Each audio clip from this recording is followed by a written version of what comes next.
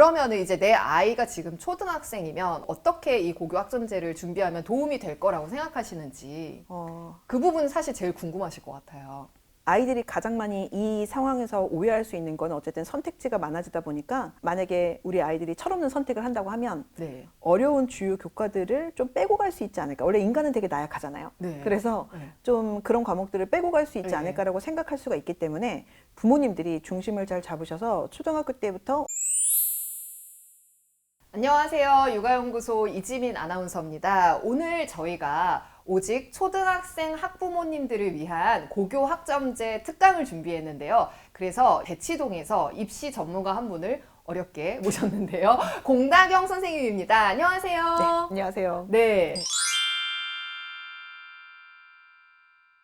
구독자분들 중에서 고교 학점제에 대해서 이미 잘 알고 계시는 분들도 계시지만 초등학생인데 벌써 이렇게 고교 학점제를 알아야 돼? 라고 좀 모르는 분들도 계세요. 네. 이게 언제부터 시행이 되는 거고 지금 확정된 거는 몇 학년부터 해당이 되는 건가요? 문재인 정부 시절에 우선은 고교 학점제가 본격적으로 이제 네. 추진이 되었고 그리고 이제 언제부터 몇 학년부터 한다 뭐 이런 것들에 대해서는 이미 발표가 나오긴 했지만 네. 지금 현재 윤석열 당선인께서 당선이 된 다음에는 인수위에서 고교학점제를 유예한다라고 표현을 했기 때문에 네. 국가교육위원회에서 이제 7월 달에 이제 이 부분에 대해서 또 얘기가 나올 거거든요. 그래서 네. 그 부분까지를 봐야지 사실은 완벽하게 언제부터 네. 어떤 식으로 네. 얼만큼을 진행을 한다라는 네. 게 좀 결정이 될 것 같아요. 학부모님들 입장에서는 약간 어떤 의미에서는 좀 모호하다고 생각을 하실 수가 있을 네. 것 같아요. 근데 유예를 어느 정도 얼마큼 하든지 간에 특히 이 채널을 보시는 초등 어머님들은 네. 어쨌든 우리 아이한테 해당이 될 확률이 좀 높겠다 정도로 생각하시는 게 맞을 것 같고 네. 그 다음에 조금 더 추이를 지켜보셔야지 좀 더 정확하게 그림이 나올 것 같아요. 네, 그래서 아직 완벽하게 이제 확정이 된 부분은 아니지만 이런 식의 변화로 언젠가는 갈 것이고 또 현 초등학교 학부모님들에게 해당될 가능성은 크다 이렇게 봐도 되나요? 네, 현재로서는 그 정도로 그렇지만- 생각하시는 게 맞을 것 같아요. 네네. 그럼 이 고교 학점제가 도입이 되면 가장 크게 변화되는 부분은 어떤 건가요? 모든 면에서 사실은 많이 바뀔 텐데요. 네. 근데 이제 저는 이제 그 중에서 딱 하나를 꼽자면은 네네. 대학교에서 이제 선발하는 방식이 네. 정말 많이 바뀔 거다라고 네. 볼 수 있을 것 같아요. 네. 왜냐면은 고교학점제 자체가 이제 학생들의 다양성을 존중하고 네. 최대한 그걸 이제 지원을 해주고자 네. 만든 거다 보니까 기본적으로 공통으로 들어야 되는 과목이 있기는 하나 네. 선택지가 그 전에 비해서 훨씬 더 넓어지고 네. 많아졌다라고 네. 생각해 주시면 될 것 같아요. 네. 그러다 보니까 그 과목들 중에서 전통적인 과목이 아닌 과목들도 여러 가지가 생길 수도 있고요. 네. 조금 더 어떤 실용적인 과목들도 많이 생길 수도 네. 있고 그런데다가 이제 과목들이 이렇게 여러 가지로 이렇게 펼쳐지게 되면 네. 학생들마다 같은 학교를 다니고 있는 친구들도 서로 듣는 과목들이 마치 우리 대학에서처럼 네. 엄청나게 달라지겠죠. 그렇겠네요. 네. 그러다 보니까 성적을 이제 산출하는 방식이나 네. 이런 부분들도 사실은 많은 부분에서 변화가 있을 수밖에 없고 네. 그러면 고등학교에서 같이 공통으로 듣는 과목들이 굉장히 제한적이다 보니까 네. 수능 시험 범위도 되게 많이 달라지겠죠. 네. 이렇게 연쇄적으로 굉장히 많은 지점에서 영향을 네. 줄 거예요. 네. 네. 그럼 드는 의문점이 대학에서 그럼 아이들마다 이렇게 과목을 다 다르게 듣는데 어떻게 아이를 뽑지?라는 생각이 들거든요. 저는 사실 개인적으로는 제가 좀 그래서 우려하는 지점인데 네. 어쨌든 지금까지 우리나라에서 대학에서 학생들을 선발할 네. 때 가장 큰 두 개의 축은 우선 수능, 그 다음에 네. 또 하나는 이제 학교에서의 내신, 네, 네. 이게 이제 가장 큰 두 개의 축이고, 네. 여러 가지 제도가 바뀔 때마다 결국에는 이 둘 중에 어느 쪽으로 조금 더 우선이 되는가에 네. 대한 문제였거든요. 네. 근데 고교학점제 같은 경우는 학생들마다 듣는 과목이 다르다 네. 보니까 네. 지금보다는 좀 더 성적을 통해서 내가 학교에서 어느 정도의 위치인지를 판단하기가 조금 더 약간 모호해지는 지점들이 그쵸. 그러니까 생기겠죠. 쉽게 말해서 학교에서 전교 1등이 누구냐 알 수가 없는 거죠. 그렇죠. 네. 왜냐하면 서로 아예 다른 과목을 들었기 때문에 그걸 네, 네, 일렬로 네. 똑같이 네. 판단하기가 힘들기 때문에 네. 그 다음에 이제 수능 같은 경우도 이게 공통으로 듣는 과목이 되게 작을 거다 보니까 네. 수능 시험 범위에도 분명히 영향을 미칠 것이고 네. 만약에 고교학점제랑 맞물려 가지고 지금 현재 나오고 있는 거는 수능에 대한 이제 전반적인 개편인데 그쵸. 네. 그 개편이 어느 정도 얼마큼 될지에 따라도 다르겠지만 만약에 지금 얘기가 나오는 서술형이나 이런 식으로 가게 되면 좀 더 아무래도 오지선다형의 현재 수능보다는 학생들의 일렬로 줄 세우는 어떤 힘은 좀 더 줄어들 거예요. 네, 네. 그러다 보니까 대학 입장에서 똑똑하고 우수한 친구들을 뽑고 싶을 텐데 네. 기존에는 내신과 수능만으로 어쨌든 줄을 세울 수 있었다면 네. 그게 안 되다 보니까 사실 저도 조금 우려를 하는 게 대학에서 그러면은 또 다른 어떤 판단할 수 있는 방안을 찾게 되면 네. 그것이 또 다른 어떤 부담이 되거나 하는 상황도 사실 생길 수가 네. 있죠. 그러니까 예를 들어서 대학에서 각자 자기만의 어떤 시험을 낸다던가 그쵸. 이런 게 오히려 또 대학에서 절대적으로 좀 평가를 하는 기준이 되다 보니까 그게 그쵸. 또 다른 시험 준비로 이어질 가능성이 있다는 거죠. 그쵸. 네. 그러면 이렇게 고등학교에 가서 내가 듣고 싶은 과목만 정하는 건가요? 아니면은 내가 어떤 특정 과목을 듣기 위해서는 그 과목이 존재하는 그 고등학교까지도 선택을 해야 되는 건가요? 사실 고교학점제가 윤석열 정부 때 어느 정도까지 이거를 밀고 나갈지에 대해서 네. 아직은 확실하지 않은데 만약에 우리가 일반적으로 알고 있는 그 고교학점제로 정말 제대로 된다면 말씀하신 두 가지가 전부 다 가능할 것 같아요. 네. 그러니까 한 고등학교에서 아이들이 원하는 모든 과목이 전부 다 개설이 되기는 힘들다 보니까 네. 그래서 지금 나오는 방안들은 다른 학교로 이제 가서 우리 학교에는 없는 과목을 듣는다든지 아, 그 과목을 들으러 이동하는 거예요? 이동할 수도 있고 뭐 온라인이 될 수도 있겠죠. 예. 아니면은 뭐 꼭 그게 다른 고등학교가 아니라 대학이 될 수도 있고 아니면 또 네네. 다른 무언가가 될 네. 수도 있겠죠. 아니면 네. 아직 초등 어머님들은 여기까지는 잘 모르실 수 있는데 그 네. 학교들 중에서 보면은 뭐 특목고 막 영재학교 막 이런 네, 학교들 네. 있잖아요. 네. 그런 거 말고 일반고지만 특정 과목을 되게 중점적으로 배우는 학교들이 있어요. 네. 가장 대표적으로 많이 아시는 게 과학중점학교라는 네. 게 있어요. 네. 그래서 흔히 줄여서 이제 과중이라고 표현을 하시는데 네. 그 과중을 주로 많이 알고 계시지만 실제로는 그 중점학교가 과학중점학교만 있는 게 아니라 뭐 인문학중점학교, 로봇중점학교 뭐 여러 가지가 있어요. 네.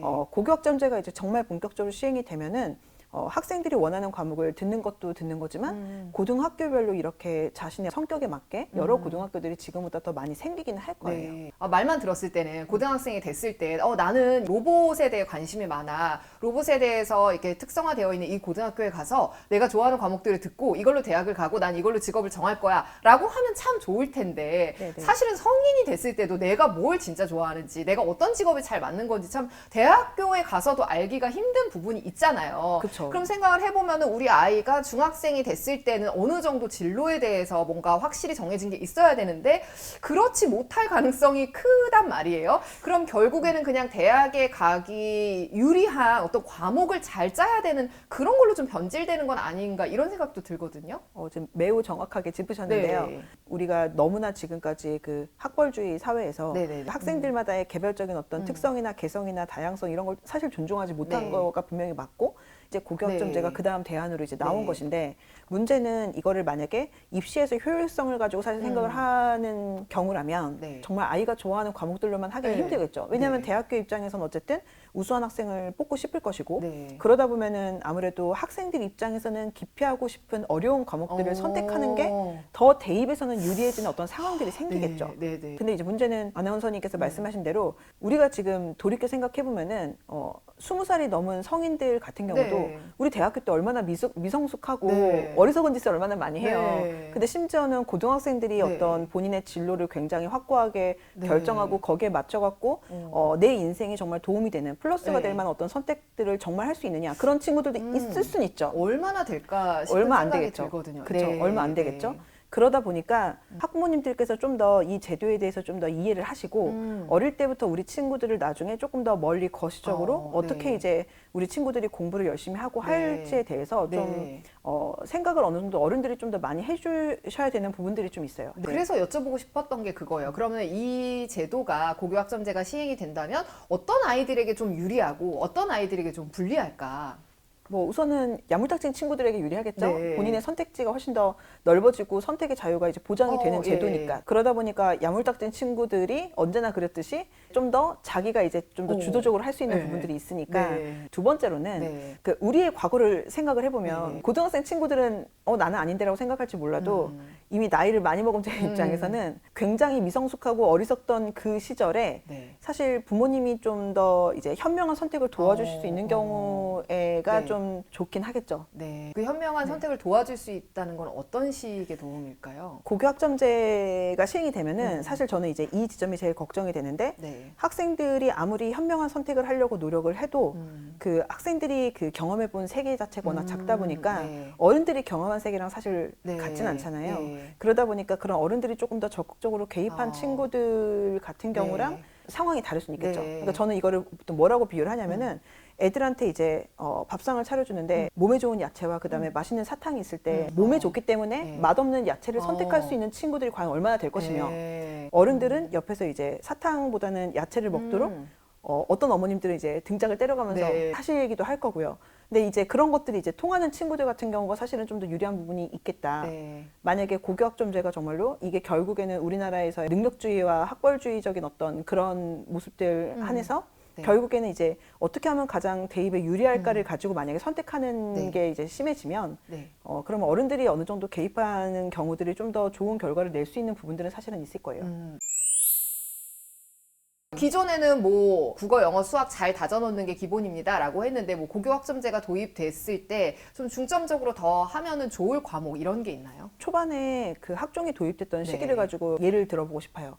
학종이 처음 우리나라에 이제 도입이 됐을 때 네. 학생들이 정말 자신이 원하는 과목을 듣고 전공적 합성을 살려서 대학을 다 들어갈 수 있나라고 생각하는 친구들도 있었어요. 네. 근데 학종에서도 어쨌든 국영수를 잘하는 친구들이 훨씬 더 유리한 건 맞거든요. 네네네. 그래서 이거는 사실 입시를 기준으로 하면은 제도가 어떻게 바뀌어도 사실은 크게는 안 변할 것 같고요. 네네네. 그래서 고교학점제가 전면적으로 제대로 시행이 된다고 해도 만약에 우리 아이의 목표가 그리고 학부모님들의 목표가 명문 대학, 유명한 대학을 가는 게 목표라면 네. 기본적인 국영수 과목들을 야무지게 잘 챙기면서 다만 이건 있을 것 같아요. 고교 학점제라는 게 어쨌든 이게 과정 중심의 평가가 좀 더 강조가 되다 보니까 어머님들도 요새는 이제 많이들 아시는데 예전에는 조금 더 그 국어적인 역량이 국어 교과 과목을 어느 정도 점수를 받고 얼만큼 잘하느냐에 영향을 네네. 미쳤다면 네. 모든 과목들에 있어서 표현 언어가 굉장히 중요해질 거거든요. 네네네. 왜냐하면 이제 과정 중심의 평가다 보니까 글로 쓰는 거든 아니면 말로 하는 거든지 간에 무언가 시험을 보거나 테스트를 하고 그 다음에 평가를 받을 때 말로 하거나 아니면 네. 글로 쓰는 것들이 네. 갖고 있는 어떤 힘이 조금 더 작용을 하겠죠. 모든 네네. 과목에 걸쳐서. 네. 그러다 보니까 이런 부분들이 수학에도 뭐 영어에도 뭐 뭐에도 다 영향을 미칠 거라 네네. 국어적인 역량에 대해서 좀 더 많이 관심을 갖고 챙겨주시면 좋을 것 같아요. 네, 그러면 네. 국영수를 잘해야 되는 건 당연한 사실이지만 국영수를 평가받는 방식 자체가 과정 중심으로 바뀌기 때문에 그거를 표현하는 방식인 국어 능력이 더 앞으로 좀 더 중요해질 거다 이런 말씀이시잖아요. 그쵸, 그쵸. 그래서 사실 요즘 네네. 초등 논술학원이 대세잖아요. 네네. 얼른 등록하시라고. 그래서 그것도 좀 여쭤보고 싶어요. 초등 때 국어 논술학원을 꼭 다녀야 되는 건지 그리고 또 다녔을 때 부작용은 없는지. 왜냐면 어떤 분들은 논술학원에 가서 어렸을 적부터 그렇게 글 쓰는 방법 배우고 하면은 오히려 막 너무 틀에 박힌 그런 글이 나오고 좀 사고도 좀 너무 이렇게 단정적으로 되고 그런 거 아니야? 라고 생각하시는 분들도 계시거든요.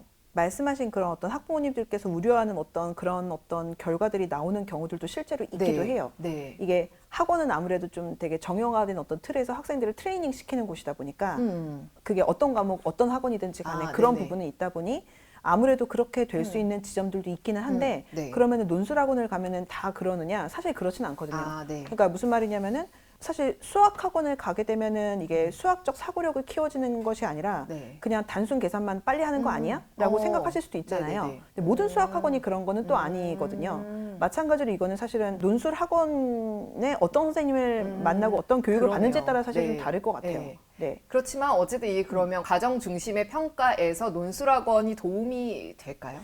안 하는 것보다는. 아, 근데 네. 베스트는 네. 부모님께서 옆에서 아이가 이 내용을 제대로 잘 이해했는지, 책은 잘 읽었는지, 그러니까 국어적인 역량을 이제 키우고 정말 문해력을 키우고 하기 위해서 학생들이 여기에 대해서 비판적으로 생각할 수 있는지를 조금 부모님들이 사실 옆에서 봐주시고 하는 것보다 더 좋은 방법은 없겠지만 네. 저는 보통 가정의 평화를 위해서 그냥 네. 보내시라고 해요. 이게 힘들더라고요. 저는 못해요. 엄마표가 가능하면 베스트지만 엄마표가 그쵸. 안 되면 학원표라도 해야 된다. 안 하는 것보다 낫다. 안 하는 것보다는 당연히 네, 낫다. 예, 그렇죠. 이게 글쓰기라는 것도 사실 그냥 아예 안 하고 있다가 어느 순간에 갑자기 하려고 하면 굉장히 어려운 힘들죠. 부분이잖아요. 그쵸. 꾸준히 좀 습관처럼 돼야 되는 부분이 있어서 그러면은 이제 내 아이가 지금 초등학생이면 어떻게 이 고교 학점제를 준비하면 도움이 될 거라고 생각하시는지 그 부분 사실 제일 궁금하실 것 같아요. 아이들이 가장 많이 이 상황에서 오해할 수 있는 건 어쨌든 선택지가 많아지다 보니까 만약에 우리 아이들이 철없는 선택을 한다고 하면 네. 어려운 주요 교과들을 좀 빼고 갈 수 있지 않을까. 원래 인간은 되게 나약하잖아요. 네. 그래서 네. 좀 그런 과목들을 빼고 갈 수 있지 네. 않을까라고 생각할 수가 있기 때문에 부모님들이 중심을 잘 잡으셔서 초등학교 때부터 우리가 알고 있는 가장 주요 교과 과목 네. 그 과목들을 갑자기 고등학교 때 그때부터 불 붙어갖고 했을 때 네. 초등학교 때부터 불 붙은 친구보다는 불리하겠죠. 네. 그러니까 초등 어머님들께서는 고교학점제가 됐다고 해서 우리 아이 코드에 맞고 취향에 맞는 것만 하면 된다가 아니라는 걸 사실 어른들은 아마 알 거예요, 어느 정도. 그래서 거기에 맞춰가지고 어느 정도 진도나 이런 것들, 얼마큼 어느 정도 공부할지를 한번 계획을 세우시면 좋을 것 같고, 그 함정에 그러니까 안 빠지셨으면 네, 좋겠어요. 네, 네. 두 번째로는 아이가 이제 아무래도 고등학교 때 어떤 과목을 선택하고 뭐 어떤 선택을 하는지에 따라서 아이 대입 성적이랑도 분명히 상관이 있을 거라. 네. 그래서 조금 더 고등학교 때 방황하는 어떤 잘못된 선택을 하지 않기 위해 그 전에 아이가 스스로에 대해서 그 다음에 본인의 목표에 대해서 조금 더 명확하게 세울 수 있으면 좋다 보니까 그러면 이제 아이에 대해서 좀 더 알아야 되는데 네. 저는 이제 제가 이제 입시를 하는 사람이다 보니까 네. 조금 더 현실적으로 놓고 네. 보자면은 네, 네. 아이의 성향과 코드 뭐 이런 것도 중요한데요. 네. 아이가 학업적으로 어느 정도 성취할 수 있을지에 대해서 어. 부모님이 좀 냉정하게 좀 판단을 하실 필요가 있을 것 같아요. 그럼 우리 아이의 수준이 어느 정도 파악이 됐다 하면은 거기에 맞춰서 어떤 준비를 하면 좋을까요? 만약에 네. 이 영상을 보신 학부모님들께서 우리 아이는 네. 좀 싹수가 보인다. 네. 좀 최상위권 노려볼만 네. 하고 해볼만한데 싶으시면은 저는 이러셨으면 좋겠어요. 고교학점제가 이제 과목별 선택이 이제 막 쪼개지다 보니까 네네. 대학 입장에서는 기존처럼 개편된 수능과 그 다음에 내신 성적만 갖고는 사실은 그런 최상위권 학교들은 이제 선발하기가 힘들다 보니까 네. 그렇게 되면은 학생들을 또 다른 무언가를 가지고 어쨌든 판단을 하려고 할 텐데 네네. 문제는 고교학점제 자체가 학생들에게 이제 선택지가 이제 펼쳐져 있다 보니 네. 학생들이 그러면은 조금 더 이제 전략적으로 대학에서 많이 보는 부분만 좀 더 집중적으로 보면 되지 않을까라고 생각을 할 수가 있어요. 네. 현재 고등학생들도 보면은 내신이 등급이 다 나오는 과목도 있고 네. 그 다음에 그렇게 안 나오는 과목들도 있거든요. 네. 그러니까 요새는 학생들이 그 내신 등급이 다 나오는 과목만 죽으라 해요. 근데 문제는 그렇게 내신 등급이 다 나오지 않는 과목들 같은 경우 훨씬 더 대학에서 볼 때는 되게 의미 있는 과목이고 그러다 보니까 최상위권 대학들 같은 경우는 그런 과목들을 되게 이제 면접을 통해서 이제 네. 확인을 하려고 한다든지 하거든요. 네. 그럼 학생들이 만약에 내신에서 잘 변별이 되는 과목들 위주로만 보게 되면은 당연히 그런 어려운 과목들을 대처를 못 하겠죠. 네. 네. 근데 이게 아마 비슷한 상황이 사실은 생길 수가 네. 있어서 어떻게 보면 좀 더 심화가 될 수가 있을 것 네. 같아요. 그래서 만약에 우리 아이가 좀 최상위권을 생각한다라고 하면은 고등학교 때 이제 좀 더 변별이 되는 그런 과목들에만 집중을 하는 것보다는 네. 조금 더 전략적으로 대학교 입장에서 좀 생각을 해봐서 그런 대학들이 매력적이라고 생각하는 과목들까지도 어느 정도 공부를 해놔야지 사실은 유리할 거예요. 네. 그런 과목까지 이거를 커버하려고 하면은 어쩔 수 없이 사실은 저는 어느 정도는 그 전부터 이런 과목들을 조금 더 잘 체계적으로 좀 준비를 해야 되지 않을까. 이걸 한마디로 요약하면 결국에는 진짜 최상위권 생각하면은 현실적으로는 어느 정도는 선행을 좀 네. 해놓으면 유리한 네. 지점은 분명히 네. 있기는 그 할 겁니다. 선행을 해놔야 그 나머지 과목까지도 챙길 여유가 생기니까 그쵸. 말씀이시죠? 그렇죠, 네네네. 그렇죠. 고등학교 때 그 모든 걸 다 하기는 아마 힘들 거라서 네. 그래서 만약에 정말 최상위를 생각한다라고 생각하시면은 네. 아이들이 이제 공부하고자 하는 양을 너무 작게만 잡지 않으셨으면 좋겠어요. 그 다음에 이제 그 밑에 친구들 같은 경우는 네. 우리 아이가 봤을 때는 막 진짜 얘네들이 막 의대를 가고 막 그렇게까지 과연 우리 아이가 할 수 있을까라고 생각하시는 분들은 현실적으로 그러면은 고등학교에서 지금 현재는 어떤 과목은 이렇게 좀 더 명확하게 등급이 나오고 어떤 과목은 그렇지가 않다 보니까 네. 등급이 나오는 과목 같은 경우를 만약에 말아먹었어. 망치면은 그걸 등급 안 나오는 과목으로 커버가 안 되거든요. 네. 지금 현재 그 교육과정 상에서는 이제 과학을 예를 들어서 물화생지 이제 1, 2로 이제 쪼개져서 이제 과목이 있는데 물화생지 1 같은 경우는 등급이 나오지만 물화생지 2 같은 경우는 등급이 나오질 않아요. 원 과목들 같은 경우에 아이들이 되게 집중해서 공부를 하고 이게 2를 좀 많이 놔버리는 경향이 네. 있어요. 네. 근데 이제 예전 같은 경우는 학생들이 만약에 물화생지 네. 1 과목을 만약에 좀 잘 못해도 네. 물화생지 2가 훨씬 더 어려운 과목이다 보니까 이 과목을 잘하면은 이게 커버가 됐거든요. 네. 네. 근데 문제는 지금은 물화생지 1을 만약에 망쳤어. 그럼 이게 커버가 안 되잖아요. 네. 학생들이 이쪽만 집중을 막 한단 말이에요. 네. 그러니까 최상위권 학생들은 물화생지 한마디로 2까지를 볼 거를 생각을 하면서 이제 좀 플랜을 짜면 좋다는 거고 네. 그 밑에 친구들 같은 경우는 물화생지 1을 사수를 해야죠. 네. 그래서 너무 이렇게 나가는 것보다 어떻게 보면은 확실하게 내 위치가 선명하게 보이는 과목들을 전략적으로 조금 더 집중하고 좀 다져가면서 하는 걸 좀 확실하게 해야 된다. 선행이나 심화에 너무 집착하기보다는 기본을 쭉 좀 그쵸, 다지면서 그쵸. 가는 게 중요하다는 말씀이시네요. 네. 밑을 노리는 친구들 같은 네. 경우는 네. 그렇게 잡을 수가 있을 것 같고 근데 이제 성적대와 상관없이 어찌됐던 간에 학생들이 나의 어떤 생각을 논리적으로 펼치고 그걸 네. 바탕으로 말로 하든 글로 하든 이걸 풀어가는 능력은 분명히 더 중요해지긴 할 것이기 때문에 특히 초등 어머님들 같은 경우는 책 많이 보고 근데 그 많이라는 게 그러니까 많은 권수를 얘기하는 게 아니라 네. 책을 많이 본다라는 거에 대해서 네. 어머님들이 되게 헷갈려하세요. 네. 그래서 저는 그냥 어머님들 이해하시기 좋으시라고 네. 뭐라고 표현하냐면은 책 권수가 아니라 그냥 책 보는 시간의 양이라고 차라리 그냥 표현을 해요, 우선은. 네네. 그래서 책을 보는 시간에 대해서는 그냥 이거를 아예 픽스를 해서 요거는 이제 딱 빼놓으시고 어릴 때 아니면 사실 그렇게 책 보기도 힘들잖아요. 네. 그래서 그 책 많이 보고 그다음에 그 내용을 잘 소화하고 비판적으로 생각해보는 시간을 좀 충분하게 많이 갖게 도와주시면 좋을 것 같아요. 이건 성적대와 상관없이. 네네네. 네네. 네, 그리고 한 가지 더 여쭤보고 싶은 게요. 영재고, 과학고, 외고 이런 특수 학교들이 있잖아요. 네네. 이 학교들이 고교학점제가 그대로 적용이 되는 건지, 그리고 적용이 된다면 이 학교들에 가는 게 유리한 지점인 건지 아니면 불리한 점인지 궁금한데요.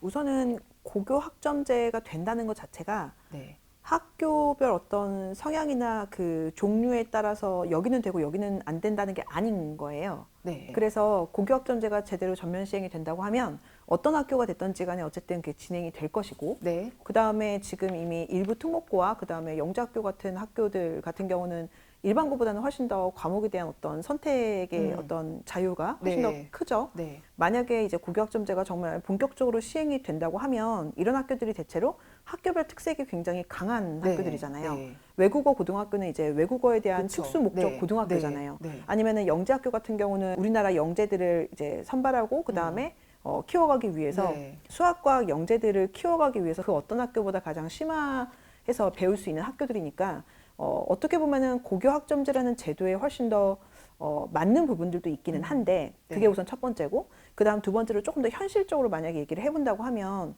고교 학점제 같은 경우는 좀 더 고등학교 내신에서의 변별이 사실은 줄거든요. 아무래도 네. 이게 내신에서 이제 학생들의 등수를 명확하게 구분을 네. 하기가 좀 힘드니까 그러다 보니까 보통 지금 말씀하신 학교들이 평균적으로 일반고보다는 좀 더 내신 경쟁이 치열한 학교들이에요. 그쵸, 어렵죠. 그리고 이런 학교들을 진학할 때 망설이시는 분들이 내신에서 너무 불리하지 않을까를 많이 고민하시거든요. 이 지점들은 좀 많이 해소가 되기는 하겠죠. 네네. 네, 이런 부분들을 볼 수 있어서 나쁘진 않은데, 근데 모든 학생들에게 무조건 맞냐? 사실 그건 아니다 보니까 이거는 아이들 상황에 맞춰갖고 좀 이제 한번 참고해 보시는 정도로 생각하시면 좋을 것 같아요. 네네. 오늘 초등학생 학부모님들을 위한 고교학점제 특강을 공다경 선생님하고 같이 네네. 해봤는데요. 고교학점제를 설명하는 영상들은 많지만 오늘은 특히나 이렇게 고교학점제를 초등학생 학부모님들의 눈높이에서 그래도 쉽게 잘 설명해 주신 것 같습니다. 오늘 영상이 많은 도움이 되셨으면 좋겠고요. 또 대치고 채널 운영하고 계세요. 대치고 채널도 많은 사랑 부탁드립니다. 오늘 나와주셔서 감사합니다. 아유, 감사합니다. 네, 감사합니다.